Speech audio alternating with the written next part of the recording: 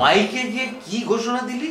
আর কি, আমি সহস্র পূজারীর সামনে প্রতিজ্ঞা করছি যে এই সিগারেট নামক ধূম্রদণ্ড দিয়ে আর কোনোদিনও পান করব।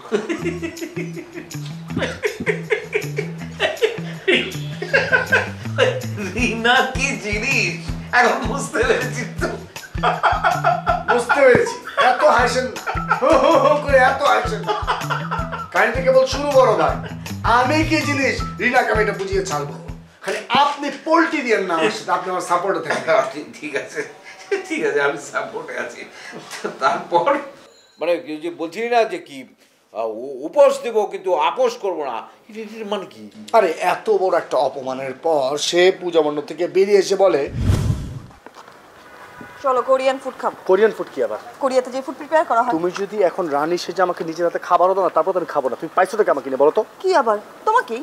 ভুলে যাও রিনা, ভুলে যাও। আজকে যে খারাপ ব্যাপারটা তুমি আমার সাথে করেছো, এরপরে তোমার সাথে আমি কোরিয়ান ফুড খেতে যাবো? এই খামাখা তো খেপতেছো কেন তুমি?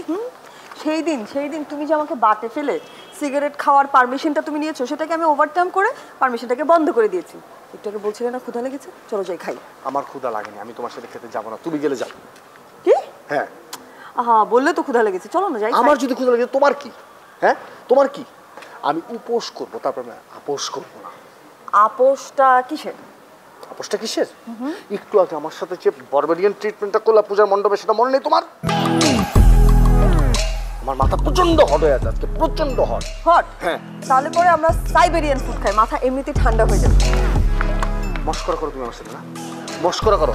আমি এই তুমি যদি আমাকে নিজে সরি না বলো না, আজকে এই মুহূর্তে তোমার সাথে আমার শেষ দেখা, এরপর কোনোদিন আর দেখা হবে না, ঠিক আছে? মনে রেখো, তুমি নিজে মুখে আমাকে সরি বলবো, না হলে আর কোনোদিন দেখা হবে না তোমার সাথে। আমরা আসি। আমি চলো গেলে না, রাস্তা তো ফাঁকাই। কিছু বলবো না? কি বলবো? তারপর তুমি সরি বলবো না? তাহলে গেলাম।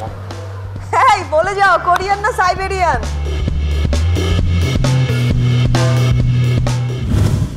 তার মানে তুই বলতে চাচ্ছিস যে রিনা যদি তোকে সরি না বলে, তাহলে ওর সাথে তোর সম্পর্ক একদম ব্রেকআপ? 100%। কাহিনীতে কেবলমাত্র শুরু বড় ভাই। আপনি কি মনে করছেন সে আমাকে অপমান করছে? আপনি কি মনে করছেন যে সে অপমান করবে আর আমি হাই রিনা করে মরবো? না, আমি যতটা মিষ্টি দেখতে অতটা মিষ্টি আমি না। হ্যাঁ। আচ্ছা, তোকে না আমি একটা ভবিষ্যৎবাণী করি, রিনা তোকে কোনোদিনও সরি বলবে না রে। কেন বলবে না? কেন? কারণ এখানে রিনার তো সরি বলবার মতো কোনো কিছু নাই, কেন বলবে? আপনি কিন্তু বড় ভাই এখন নেপোটিজম করছেন আমার সাথে।